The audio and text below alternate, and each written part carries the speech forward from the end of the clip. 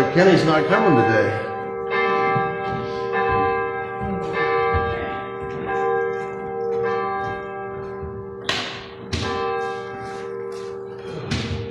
All right, welcome to First Universalist of New Madison on this bland, kind of nothing New Year's Eve. No snow. I think one of the first times in 40 or 50 years from October to the end of December in Darke County or in northern or southern Ohio.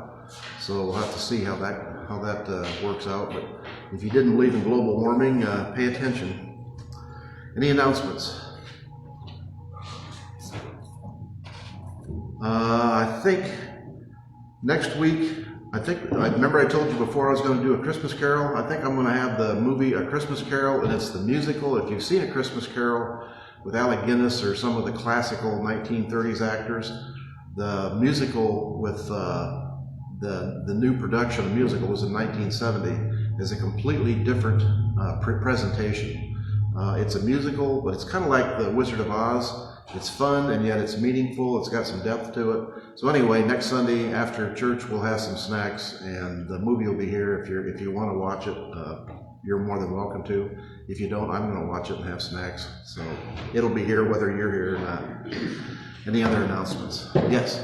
Time permitting, this morning we can begin taking Christmas decorations down after service and after social hour. And if that doesn't work out for people, we'll get them next week. So we'll be flexible on that. But I just thought I'd put a bug in everybody's ear on that one. Yeah, I think it won't take us long. When we dismiss, if you just pick up something and carry it to the back, we'll be done. I mean, we don't have that much to do. And we have goodies this morning, so we'll make sure we allow time for social hour. Yes.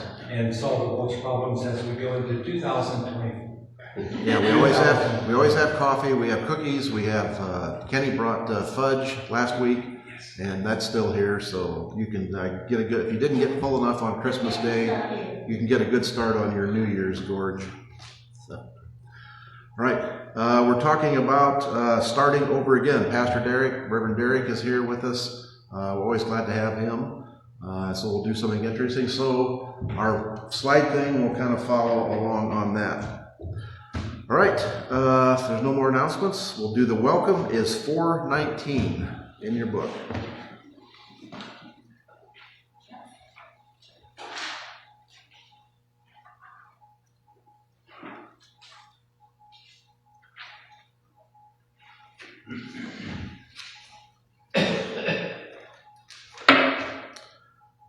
Look to this day, for it is life, the very life of life.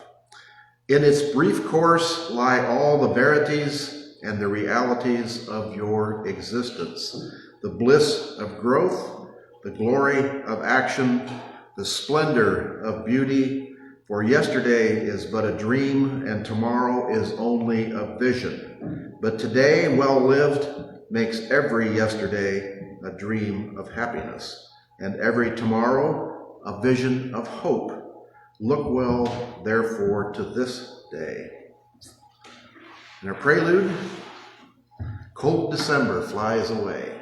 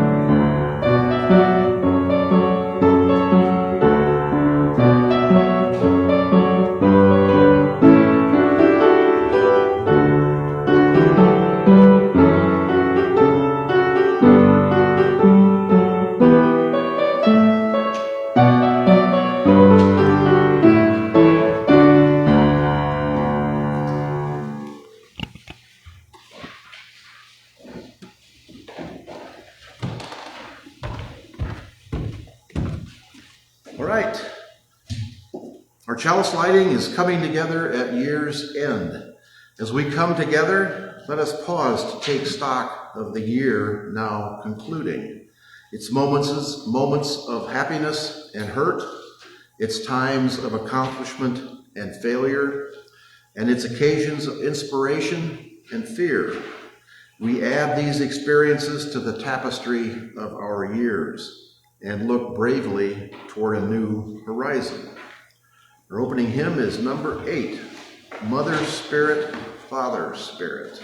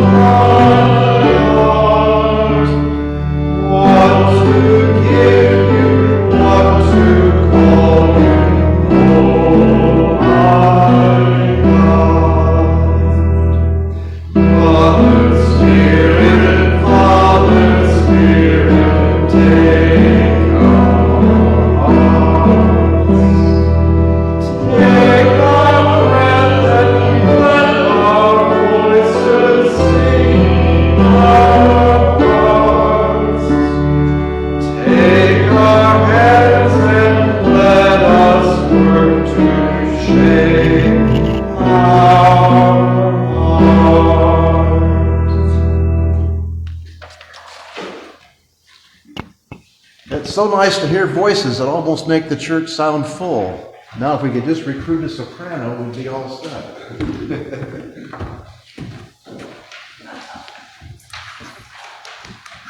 All right, we're in our silly mood today because Christmas is over, and if you haven't noticed, I'm wearing my polar bear sweater. So, affirmation: the prayer for being human amidst tragedy. We do not choose when tragedy occurs, nor where, nor what feelings are brought to the surface as we handle this challenge. In this heartbreak, what we carry forth is our humanity in newly revealed form, our hearts tender and delicate. Within this complex, hard time, may your heart be cradled in the balance to strengthen in resolve, and hold fast to the seeds of tenderness that allows for the experiences of love. May you be comforted in being human, while knowing its very essence is being human is exceedingly hard. Know that you are not alone. Let us heal and balance together.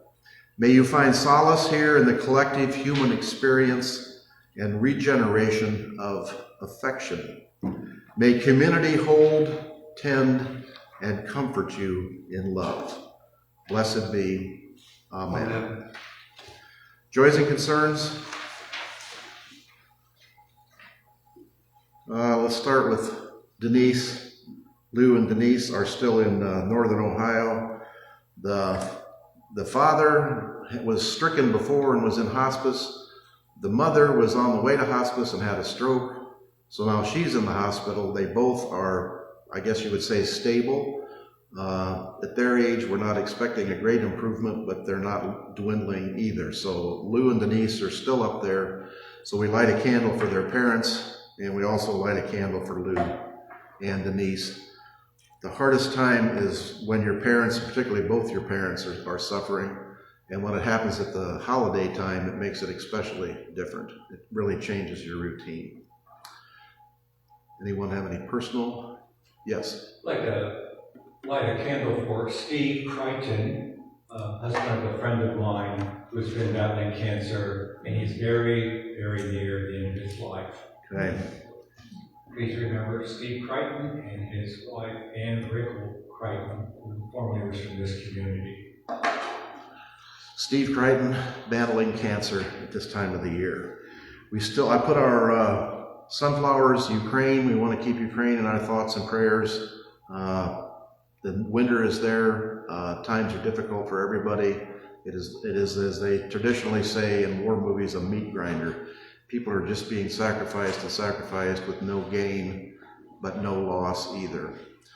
I guess we could say the same thing for Israel and Palestine. Both sides are locked into their beliefs. Very sad. You see demonstrations around this country. Neither side, and we say this every week, and I still have no answers for it, cannot see the humanity of the other side. I had a thing I was going to bring, and I didn't get it transposed. The settlers are causing all kinds of problems in Israel and have for years. And the leader of the settler settlement is an older Jewish lady who lost someone in the October 7th attack by Hamas and has absolutely and stated she does not care what happens and would prefer that all Palestinians would be exterminated.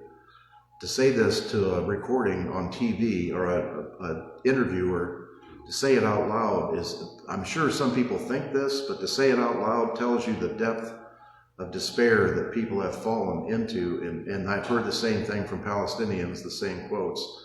I don't know what the way out of this is. Hopefully there is one, and hopefully someone will come up with it.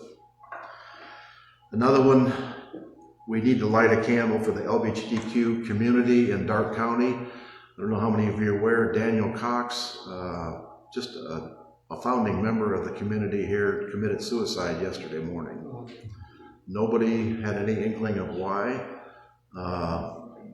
Sympathies are on Facebook, is where I found out about it.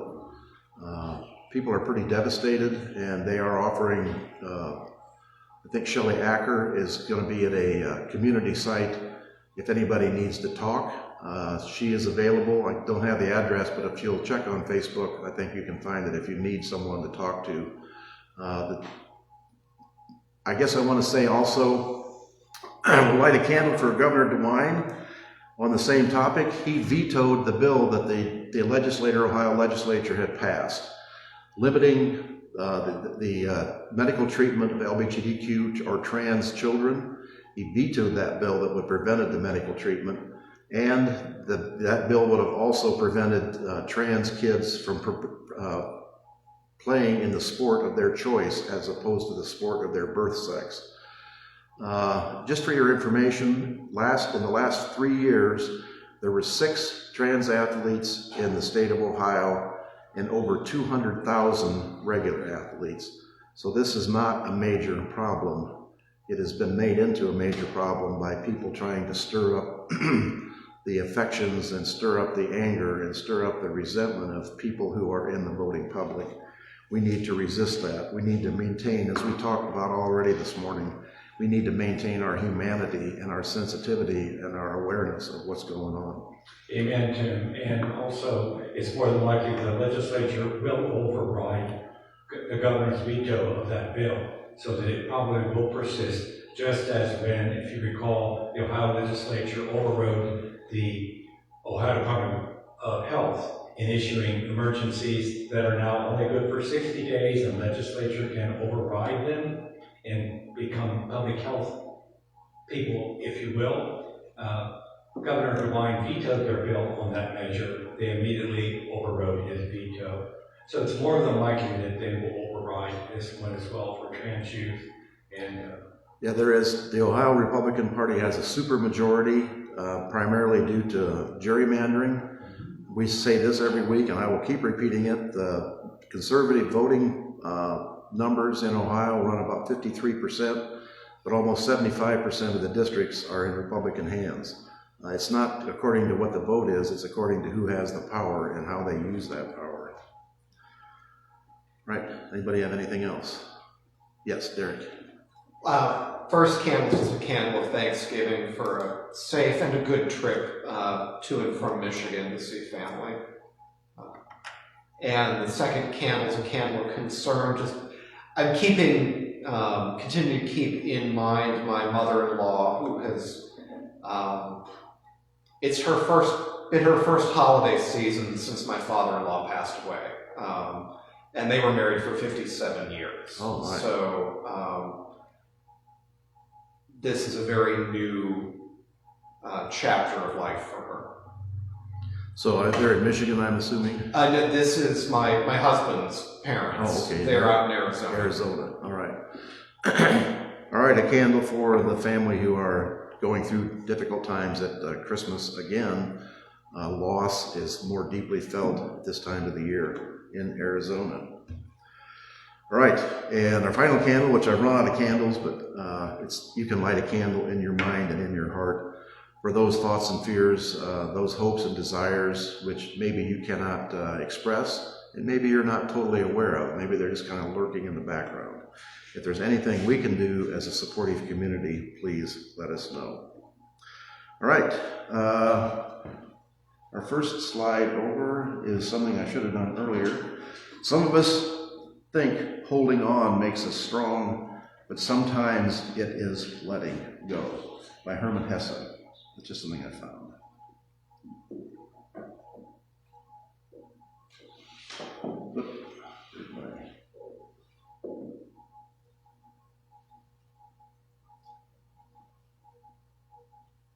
This is a little history, if it'll play, we'll see, of celebrations of New Year's around the world.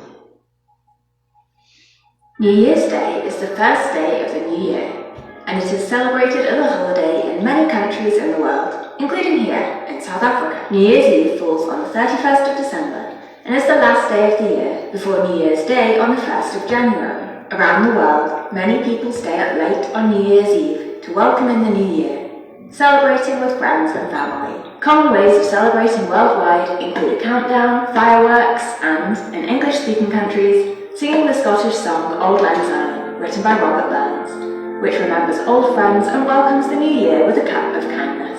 However, different countries around the world have a range of more unusual traditions. Let's hop around the globe and take a look at a few. Before we leave South Africa, we must stop off in Johannesburg. It's a custom to begin the new year without unwanted items at home, so some people throw their old furniture out of the window on New Year's Eve. Over to Japan, where people eat the long, rope-like soba noodle to represent the crossing from one year to the next. Lots of other countries have food-based celebrations too. In Italy, it is customary to eat a meal that symbolises abundance. This can be sausage meat sliced to resemble coins, lentils to symbolise wealth, or raisins for good luck. In Spain, people eat 12 grapes, one on each stroke of midnight, which is thought to bring luck for every month of the new year. One of the most famous New Year's Eve locations is Times Square in New York. It is home to the famous ball drop, where a large ball made of crystals and lights slowly lowers down the minute before midnight. Each year, almost 1 million people go to Times Square to gather for New Year's Eve. On New Year's Day, many Americans gather to watch the Rose Bowl game of American football. In Argentina, people will run around the house with a suitcase, which is believed to bring more traveling in the new year. On the first dawn of the new year, many go to church to offer prayers for happiness, peace, and prosperity. Not every country celebrates New Year on the 31st of December and 1st of January, however. While most countries follow the 12-month Gregorian calendar, some have different calendars. The Ethiopian calendar, for example, consists of 12 months of 30 days and a 13th month, which contains 5 or 6 timekeeping days. They celebrate New Year on the 11th of September. Modern-day China follows the Gregorian calendar, but the traditional Chinese lunar calendar is still followed for major celebrations such as New Year. Chinese New Year falls in January or February, depending on the year. I hope you've enjoyed this trip around the world and learning all about New Year's celebrations in different countries. How does your family celebrate New Year? Not with grapes. There are some weird traditions going on. All right. Reverend Derek is here. We're glad to have him, and we're starting all over again. So back to square one.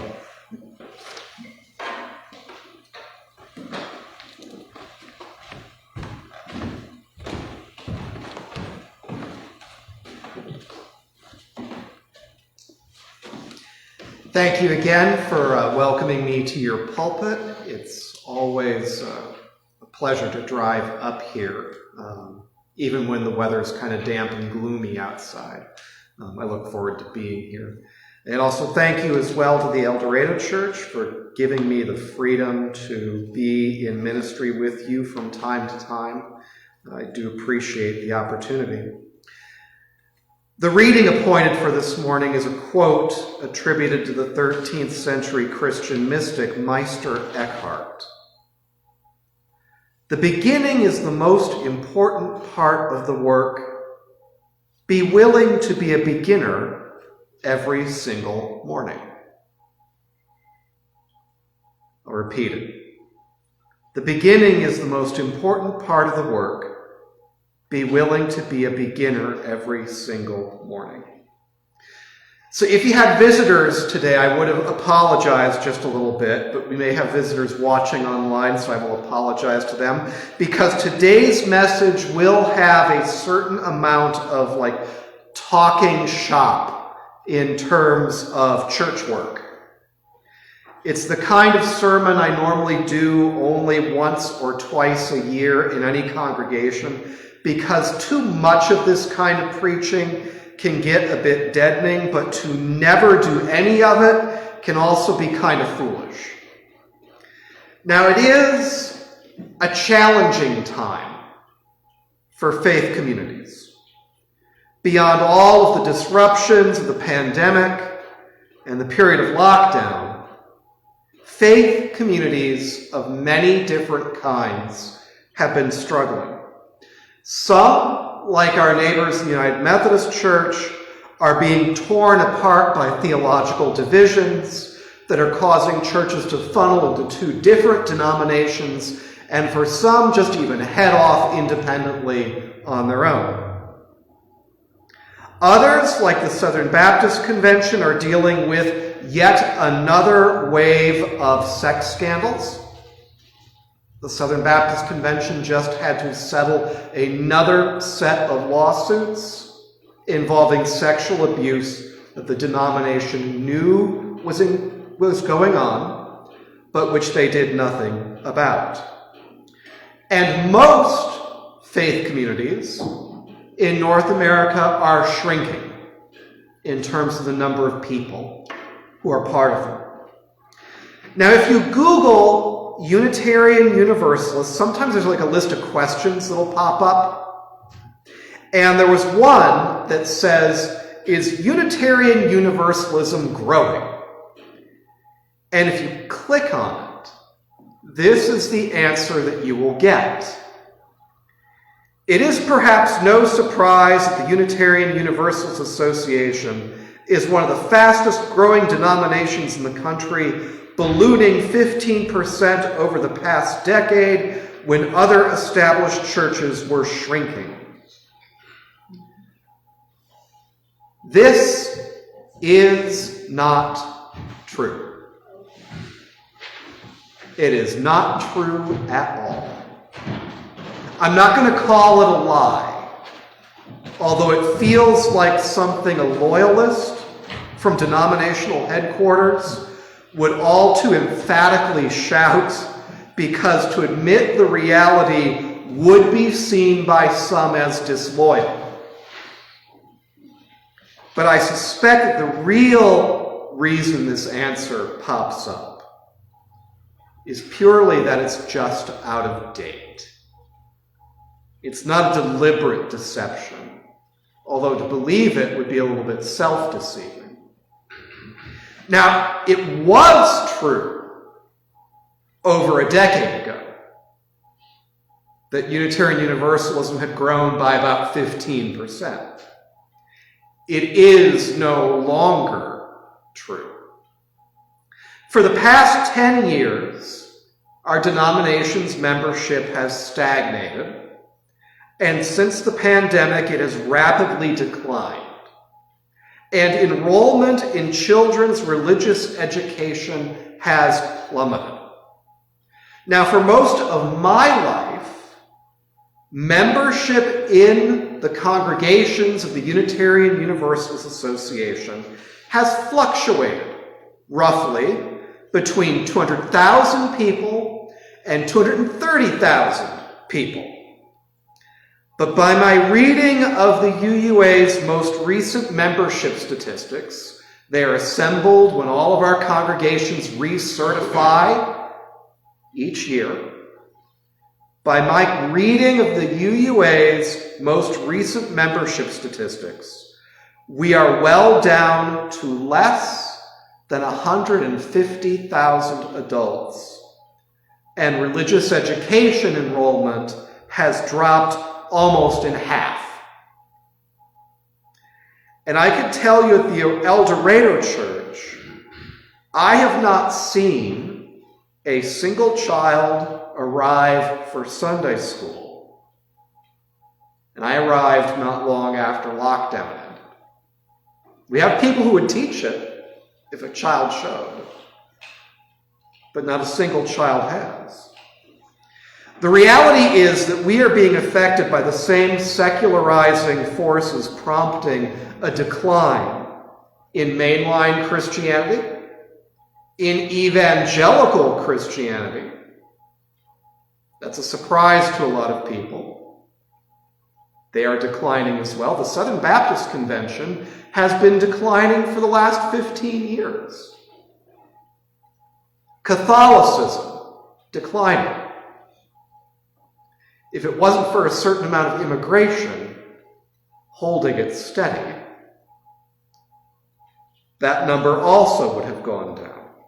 Judaism, fewer people wanting to practice Judaism and be part of Jewish communities. And even Mormonism declining in North America. There was a fascinating study recently. Somebody looked at the official membership statistics just of the Church of Jesus Christ of Latter-day Saints in Utah. And then they did a survey, a statistical survey, of about 200,000 people. And you would expect certain proportions to remain constant. And the survey detected far fewer Mormons than were actually reported. Why? Well, once you get on the roll, you don't fall off unless you officially send in a letter of resignation. So across these years, people have walked away, but they're still kept on the books. We are becoming an increasingly non-religious culture. Religion and participating in a religious community is seen by more and more people as just irrelevant, or as something actually negative and to be avoided. By some estimates, only 45% of people under the age of 50 have any interest in religious community. So if you went around and counted people under 50, about 100 of them, only 45 of them would be interested. Doesn't mean they show up, but they're interested. They might be interested. In theory, they say, I could show up. And while some people say that they are spiritual but not religious, not part of an organized religion, there is another statistic underneath the surface. And it is the part of the population that says that they are neither religious nor spiritual. And that component has increased faster than any any other demographic. And different religious denominations start spinning their wheels and spinning their wheels and spinning their wheels, saying, well, if we only come up with the ideal, right, perfect ministry, or the right program, or the right technology, it will make these people join. But they're not gonna join. Friends, when they see that being part of a religious community in their book is irrelevant, organized religious community to that crowd is the answer to a question that they see as pointless. Now, the good news is there still are people who see religious life lived in community of some kind as important. You show up. I show up. The Methodists down the street show up. The Baptists somewhere over there show up. And so it gets me back around to this church here in New Madison. Now, I know that earlier in 2023, you committed to a multi-year process of discerning your future direction. Like many faith communities within the Unitarian Universalist Association and outside the UUA, you wonder about your long-term sustainability. Fewer people, fewer volunteers, in this case here, no resident pastor, you get to borrow me now and then. And the same facility that you've lived in for over 100 years. Now, I want you to see this not as a time necessarily of loss, because it is very easy to get mired in the loss, because there's loss. It's real. But it can also be a time of new beginning. What you may not yet know is what it is that you feel called deep in your hearts to begin. But others have been on this path before you. For example, in the town of Muskegon, Michigan, the Christian Science Church has existed since 1889. So it was one of the early ones. It existed during the lifetime of Mary Baker Eddy. And it functioned out of a lovely Greek revival church building since 1931. They were doing okay during the Great Depression. But the Christian Science movement has declined across all of North America. While still having viable numbers, the building has become a burden. So in 2013, they felt they still had a calling in their hearts to share and practice their very distinct forms of prayer and spirituality and healing, and they sold their Greek Revival Church for $25,000 to a nonprofit that would use the building as a community center. And they moved into a storefront facility that was just the right size for a smaller group of people. Another example. Not far from where I grew up in Michigan, there existed 2 Unitarian Universalist churches 10 miles apart, but in different towns. Paint Creek Unitarian Universalist Church in Rochester and Emerson Unitarian Church in Troy. Each church had its own histories of ups and downs. Neither has truly thrived in recent decades, despite occasional years of brilliance and growth, and then growth that did not last. Paint Creek has always been nomadic. They met in rented space, sometimes at the Congregationalist church, but for a very long time, they rented the town's community hall. Emerson Church owned a modest-sized historic landmark church that, interestingly enough, used to be a barn. It's actually a neat-looking church. It's a barn, and the silo is attached to one back of it. Looks like a steeple. It's all painted white. The two churches decided to merge to use the landmark church in Troy because it's highly visible and on a major road, Livernois.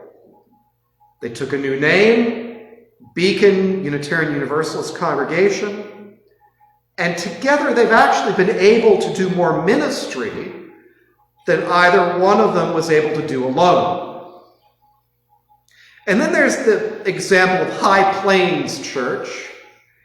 That was a UU church plant in the 1990s. We used to do church planting.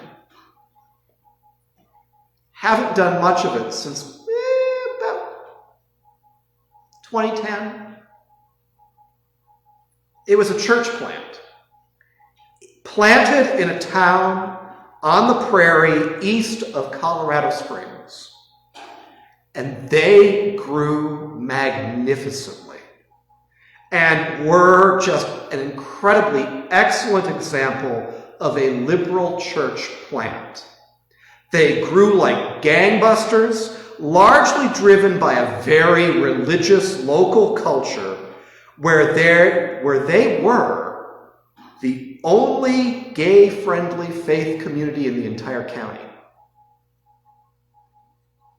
And so they attracted large numbers of religious people who, some of them were gay, some of them were straight people who had gay family members and could no longer in good conscience attend their more discriminatory faith community. Some people also were attracted by the fact that this church had a female pastor. And in a lot of churches in that community, that was a no-no. Don't let a woman in the pulpit, those other churches would say. But in recent years at High Plains Church, their numbers steadily declined. Key lay leaders moved away. Minister turnover became high. People stayed for 2-3 years, moved on, 2-3 years, moved on. They reached a state of exhaustion and decided to just disband deliberately, purposely, and with dignity. They also had $450,000 in the bank. So it wasn't lack of resources. They donated all of it to causes they believed in, held a big celebratory final service, and then disbanded. They went to seed, I might say. There are many other examples I could share with you. Congregations that decided to nest inside the buildings of other congregations, of other denominations. Last year, I had a ESR student who was doing his internship at a church in Michigan, a congregational church, that was renting the synagogue on Sunday because the Jewish community did not need it on Sunday. So the Congregationalists shed their building and moved right in. Small Universalist congregations in the rural South, where you might not expect them, in places like South Carolina and Georgia and Alabama and Mississippi. But they don't meet every Sunday. Once or twice a month, depending on what their local practice is. And there are even congregations that have abandoned their physical existence entirely in favor of an existence that is entirely online. Not my cup of tea, but some people do it. Some even pull it off. But each and every one that could be termed some kind of success, and even choosing to deliberately close and disperse, can be a kind of success. Every success involved discerning what was claiming the hearts of the people in that faith community. That is the beginning point. Every day it actually is the beginning point. Especially if you're going to avoid a trap, one that our denomination is peculiarly susceptible to. And that is the trap of thinking of yourselves merely as the customers of a local franchise institution of a national religious brand. I strongly believe that every human being, whether you are inside these walls or outside these walls, deserves something much better than just membership in the local franchise of the national brand. We each deserve something that nurtures that which is most blessedly human about ourselves, the values and the ideas that claim ultimate concern inside us, our sense of the purpose of the human spirit, perhaps our higher power. These are the things that grow a human soul. These are the things that prompt our inner evolution and transformation. These are the things that bring salvation or enlightenment or fulfillment. And they're easier to achieve in religious community with other human beings than they are being purchased on the marketplace. So what claims your hearts? I'm speaking more to the folks that are just regular New Madison congregation folks. What claims your hearts deep, deep down? Imagine that you had met one another just recently and you were going to build a spiritual community among yourselves. And you were making plans to make that a reality. What would your purpose be? What are you going to practice together? What are you going to do? How might you accomplish these spiritual works, and what infrastructure do you really need to enable those works? Now, there's absolutely no way on earth that you can answer all of these questions today. It would take you a fair amount of time of deliberate action to explore these questions. But as you go across the next few years, keep asking these questions. And begin with the one that harkens back to our reading. Meister Eckhart, the beginning is the most important part of the work. Be willing to be a beginner every single morning. Keep finding the answers that are most true in your hearts. But start with the question, deep in the soul, what claims your hearts? And how might you accomplish those things together?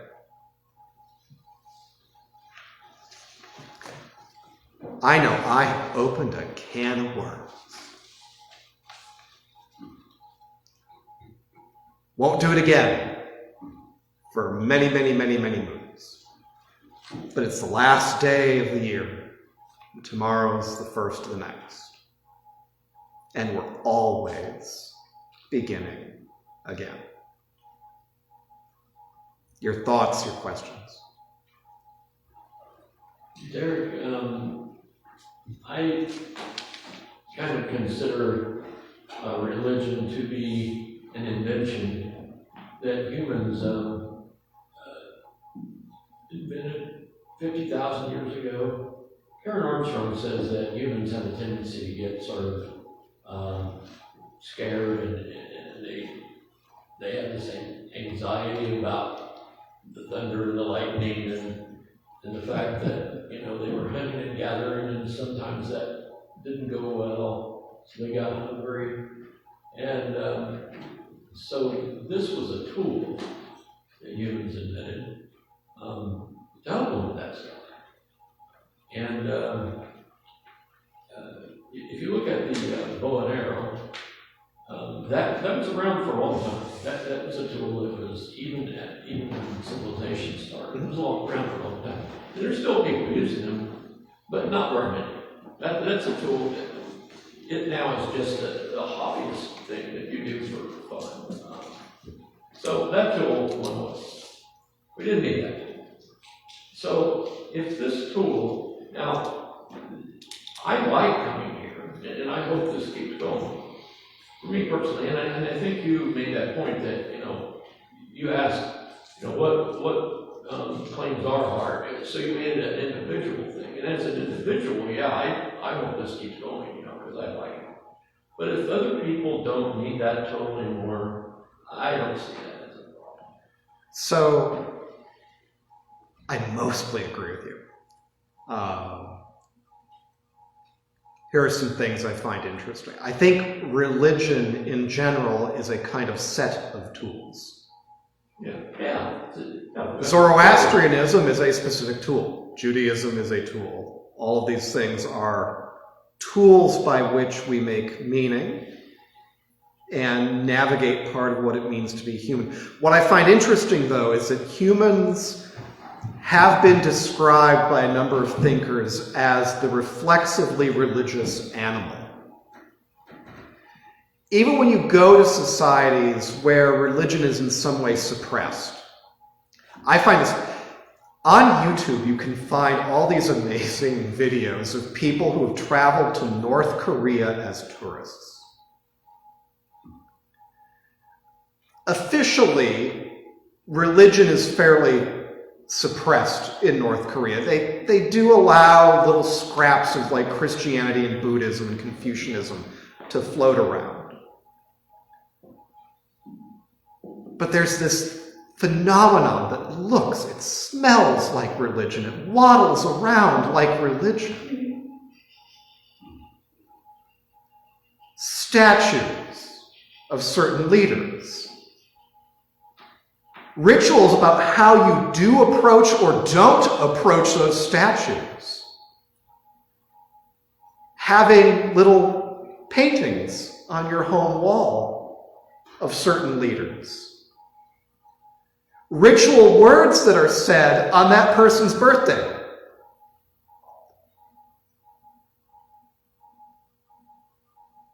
If it quacks like religion, and waddles around like religion, even though it doesn't say it's religion, it could be religion. It's a civic religion.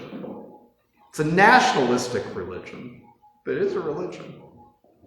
I think humans actually always need some kind of religion.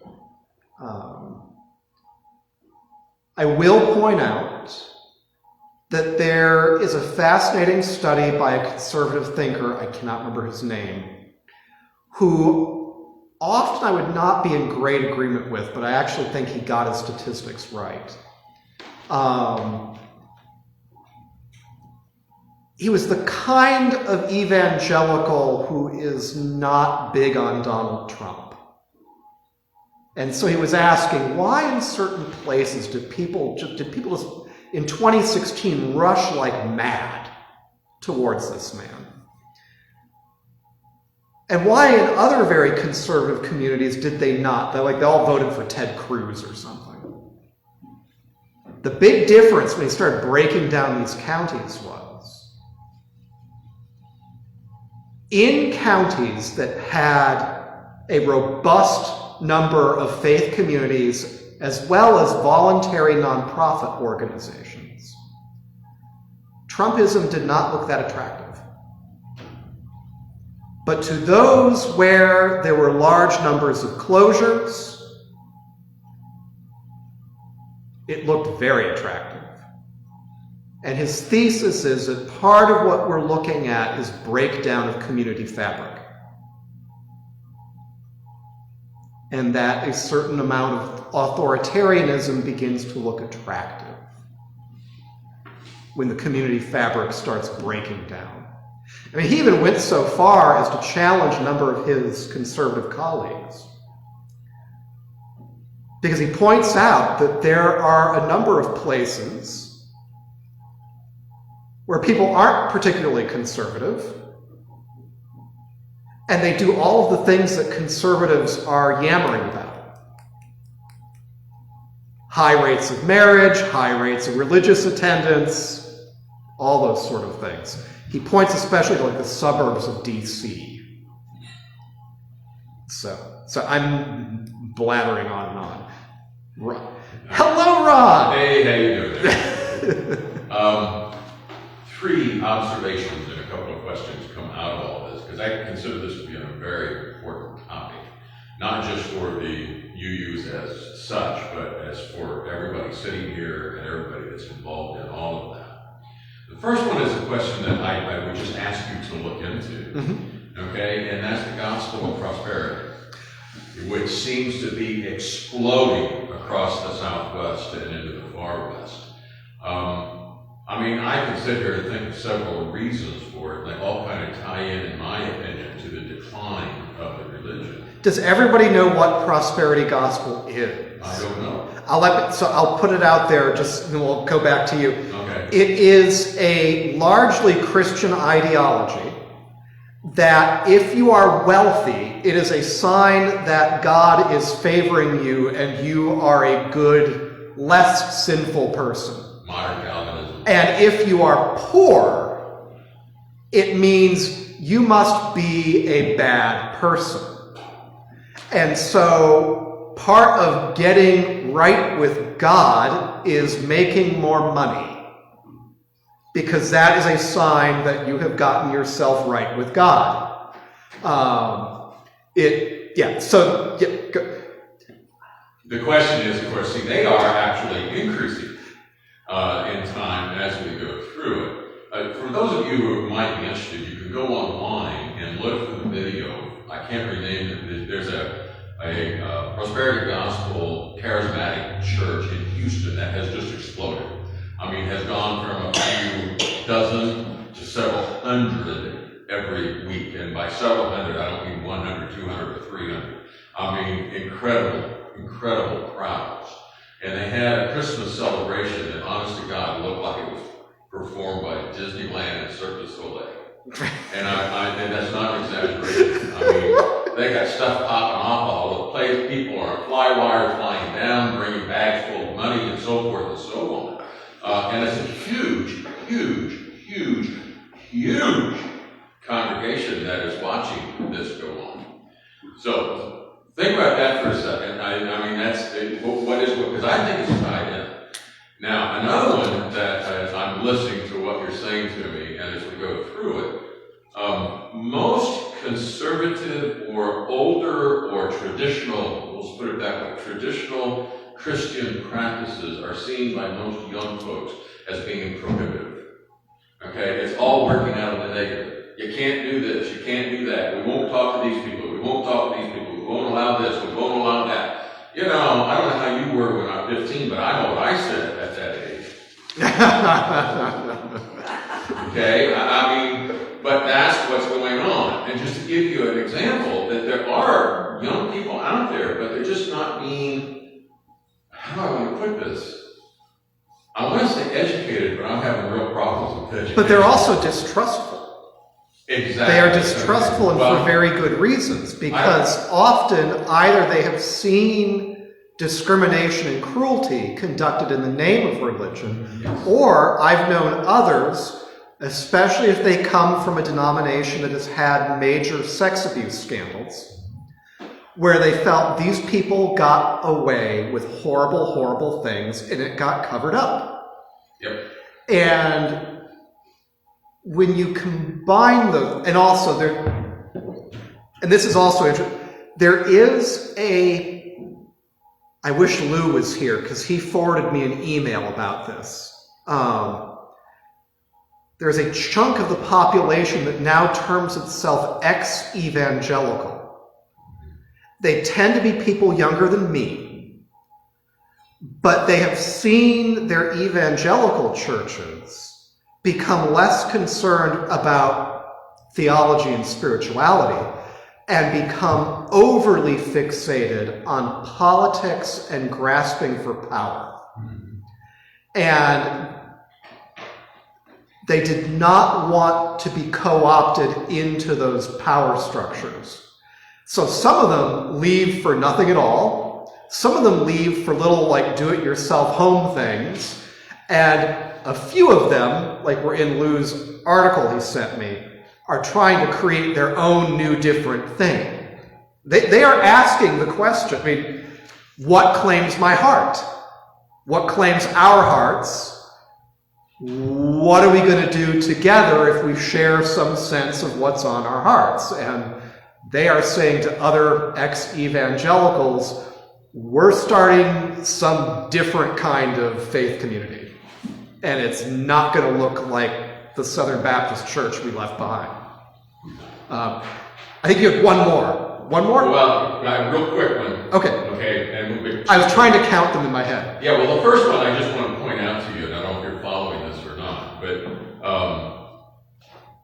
there was a poll taken this last week about Biden's decision to supply weapons to Israel to continue the genocide in Gaza. Okay, and what they found that came out of that, and this is just indicative that there are young folks out there who are concerned, have all said somewhere in the neighborhood of 80 to 90% below the ages of 21 or 22, they can't vote for the man any longer because they've done that. And so their inner bind, of course, is now what do? I can't vote for Trump, and I can't vote for Biden, but I can't support genocide either.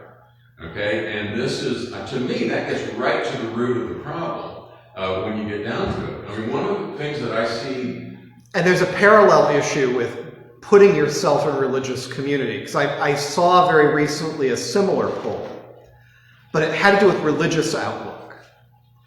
And an increasingly not large number of younger adults, we're talking like under 25, look at the conflict that you just mentioned and said, Jews and Muslims killing each other, it must be because religion is inherently destructive. So I don't want to be part of either of those. And Christians aren't much better because we like throw money at it and keep it going. Yeah.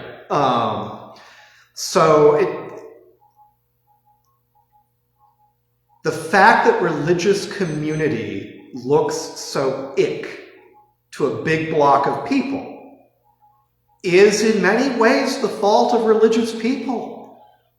I can give you a prime example. I told you, and I'll share with the rest of it, I am by choice, I was an LRYer from, if you know what that is. Liberal Religious Youth. Of the Unitarian Church from about 1962 into about 71 or 72 when they terminated the program. Which would have been close to like the heyday of its as a movement. Yes, and that's the biggest fault we are dealing with at this moment. We have no kind of youth movement. We have no kind of youth outreach. I mean, we don't even take care of our grandchildren. I mean, stop and think about that for a second. Now, for most of us as grandparents, of course, the raising of grandchildren to a certain extent is outside of our era of responsibility, if you will, but we have to be responsible for the children who are educating their children at that time for what we have done. And all I'm saying here is that youth are missing the boat in a big time, and eventually it will come and swallow it if we don't start looking at the youth. Okay, not necessarily cultivating family youth, But there should be family, family outreaches, why not? I went by the snow tubing place up here today, and I thought, I wonder what it would cost to rent that for an evening, just for all the kids in El Dorado. Okay, and then say, the Union Church of El Dorado was sponsoring this, that's all you need to do, end of story, the kids go have a great time, and they wonder when the next great time is going to come along. Okay, and those are the kinds of things we're not doing. And we're paying the price for it.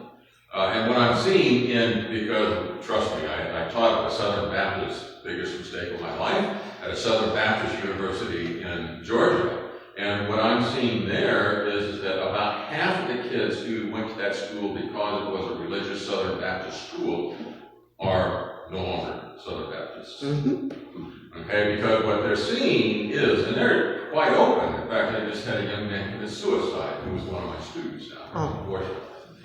Okay, but he just like, if I'm in this community here and I think that it's wrong, I can't say I'm wrong, because if I say I'm wrong, not only am I no longer a member of the community, but I am basically excommunicated.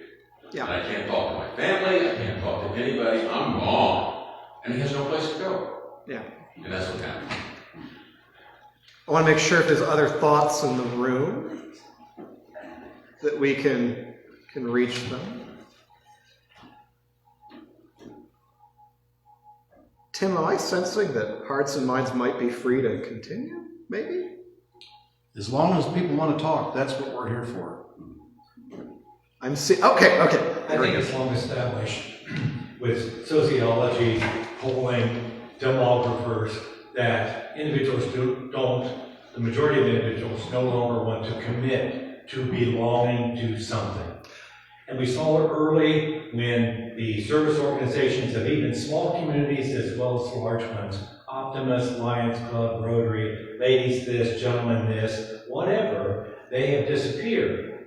And yet people are still reading, people are still volunteering on a Saturday to work with kids, but they don't want that formal structure. And they often, that's an interesting thing. It's part of the community fabric issue.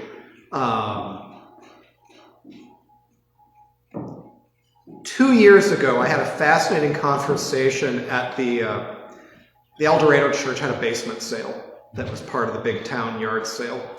And a guy came by, and he's one of the leaders from the American Legion post over in New Paris. Someone I would probably have almost nothing politically in common with. However, we did have something very interesting in common. I asked him, well, how are things at the American Legion post? And he said, my big beef is that there are all these people in the community who will say, oh, we love the veterans, we're glad the American Legion post is there. And he said, I'll ask them, would you be willing to come out to the cemetery with me one morning and clean up and decorate the graves? Oh, no, I don't have time for that. And he said, I wonder, do they really not have time? Or they just like the idea that somebody else is doing it?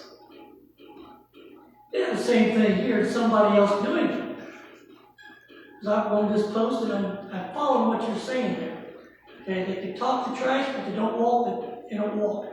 Yeah, and I get a similar thing with the El Dorado Church. I'll have people in the community in Preble County like, oh, we're so glad your church is there. There's one lady who drives by the church, because I stand on the corner if the weather's nice and wave at people. And she'll say, that's the happiest church in town. And then she keeps on driving. Like, well, come on in once in a while. We'd love to see you. There seems to be that fear of commitment on various levels, but I don't want to be committed. I don't want to be expected to do something regularly. But if it's an ad hoc thing that I know you're in need, I'll be glad to do it. Now, if you take it from the community service organizations, you take it to professional organizations, which I belonged to for 30, 40, 50 years. Okay? They were assumed to be out there because teachers or educators or school administrators or whatever in my background, they wanted to be with like people to help them in their jobs, but to also, whatever this means, grow professionally. Mm-hmm. They're no longer, okay? The national, international organization that I belong to, the largest in the country, had at one time 160,000 members worldwide. It's probably down now to maybe 98,000. Yep. I'm no longer a member. I'm retired. I don't have an interest. But younger people, no matter what generation you want to label with whatever those X, Y, and Z are, in other words, they are not interested. They can join other people like this or like this, and that's all they need. No dues, no meetings, no Robert's Rules of Order, or a park regenta pear tree. I need it when I need it. Therefore, I am not committed. But it's also ephemeral. Yes. Because and temporal. They won't be called upon later. I could go all day. I have a relative who has some mental health challenges. And one day he phoned my husband and I as we were about to go to see a movie. And he let us know that he was having suicidal ideations. And my husband, being a very good social worker, said, and he was like thinking, like, this relative of ours always talks about all these friends he has and what they're doing. So we said, so can you have one of your friends just come by your apartment and sit with you for a while? And he said, I can't do that. Well, what do you mean? They're not those kind of friends. What do you mean? Well, they're Facebook friends.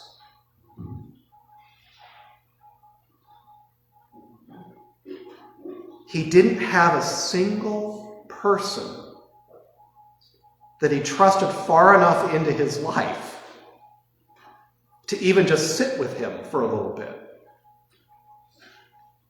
But he thinks he has all these friends. Well, I'm just going to say, as an illustration, that is basically what's happening in our culture. I can tell you right now that in my own profession, and that's why by the way, I was accepted to teach at a small college in South Georgia. I went down there for 2 days, or for 2 trips, spent about $1,200 to try to find something. Came back to find an email waiting for me saying, we changed our minds. Okay, now, the reason for that is you cannot and you cannot trust. I know why they did that. We had a professional difference. Okay, now, in my background, professional differences are what you thrive on. Okay, you have a difference, you start looking at it, you start talking about it, you start looking at ways to address the problem, if it's a problem, or address what's going on. That's not what they're used for now. Okay, they are like, the things we always used to accuse Stalinist Russia of doing. You're not a game player, so if I had a knife, I'd cut your throat right now, we wouldn't have to worry about you anymore. But they didn't even say anything to you when you were physically there. No hint was said. It was after I was gone. We take care of that. And you're just like what's going on over there. I've been labeled anti-Semitic, and I keep trying to tell them, no, I'm anti-Zionist. I'm not anti-Semitic. There's a huge difference, okay, and all of that. But in that case, I'm being unprofessional. What they're really saying is, you're not being professional the way we want you to be. You're not believing what we want to believe. Okay, and it's just that simple. Professional. Yes. It's in a lot process. Yes, and in culture, in a lot of cases, that's because ultimately they don't want to take on an altered responsibility for looking at something different. Okay, because it's professionally very dangerous now. Yep. And so that is why my daughter, for example, she'll never phone call me. She won't even email me unless I text her first and make an appointment. This is my daughter. Don't have any meetings, do you? I've gone lost.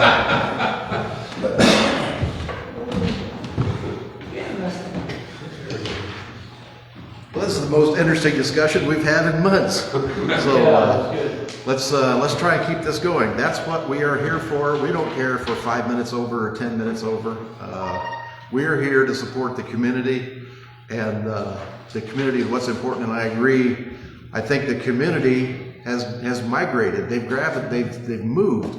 The community used to be in church on Sunday. Now the community is Facebook. There's no obligation. How many of you have seen the movie WALL-E? Remember in the movie WALL-E, what the passengers on the spaceship of the future?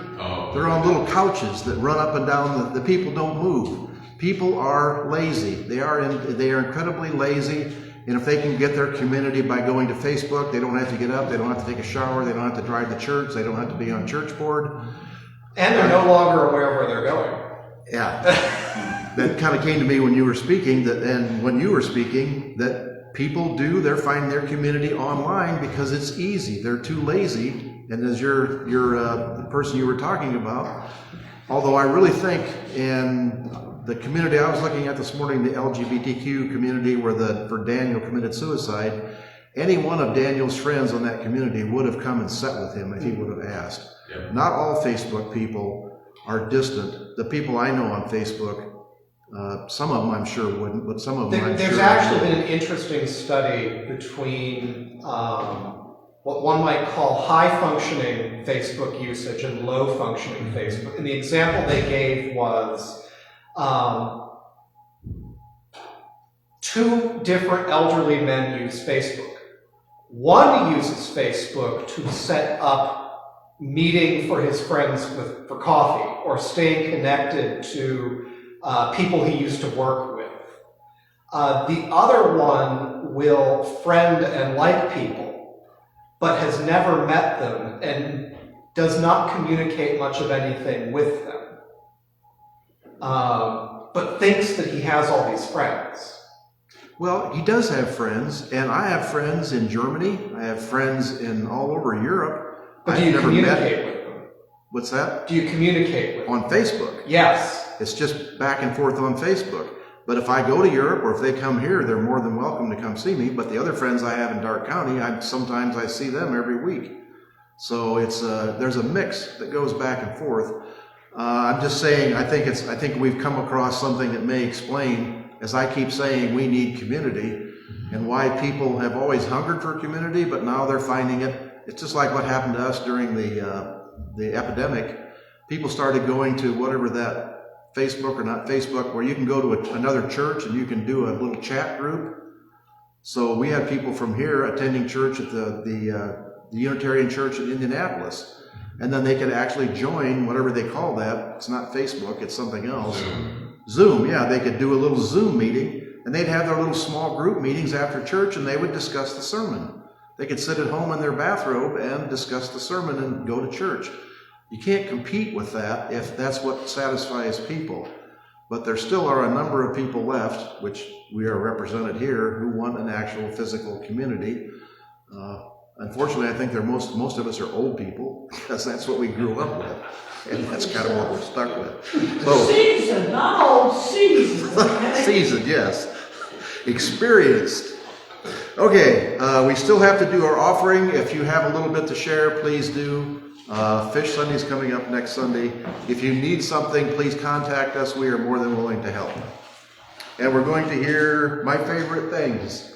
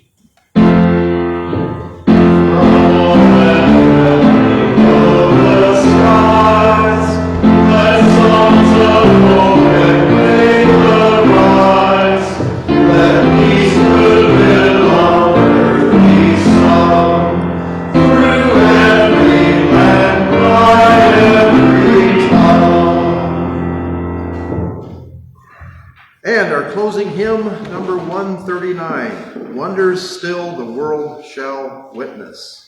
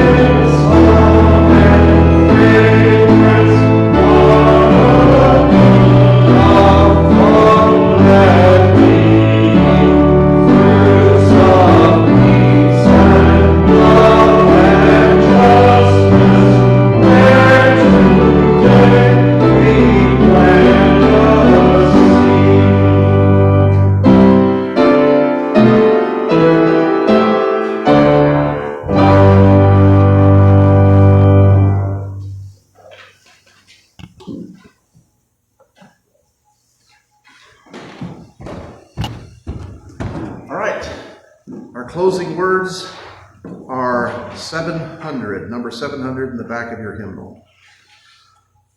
For all who see God, may God go with you. For all who embrace life, may life return your affection. For all who seek a right path, may a way be found, and the courage to take it step by step. Okay, our postlude is fittingly Old Lang Syne.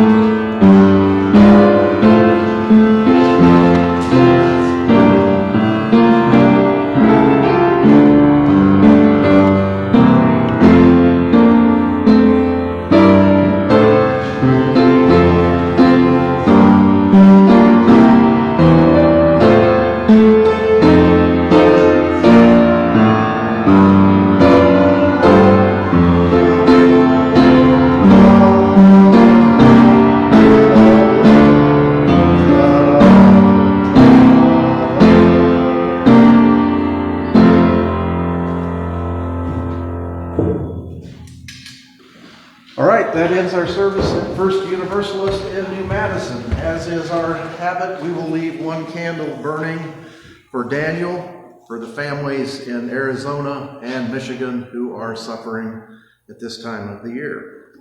Our last picture, goodbye to winter. This is the front of my house. This is the sleigh I brought back from Indiana, which we have absolutely no snow. But on the positive sign, the horse that was going to pull the sleigh is still in training at the track.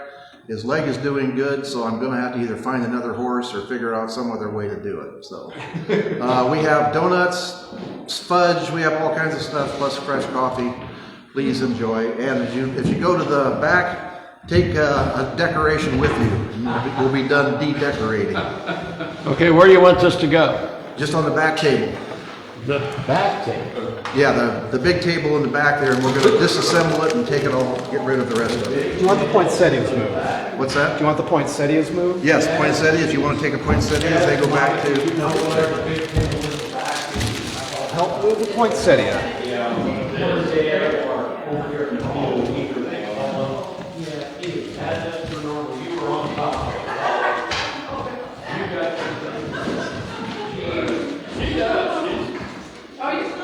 I should just take it out to the car. Well, I'm going to leave it.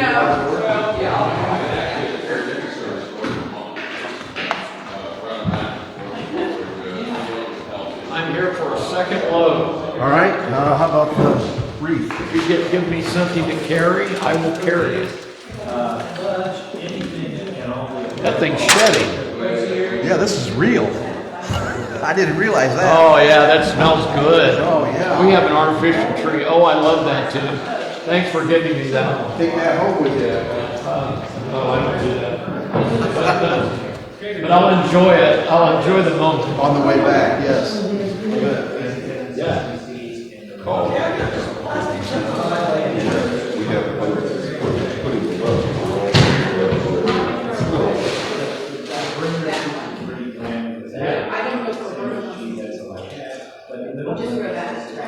All right. And the mic goes away. Okay, so that's right.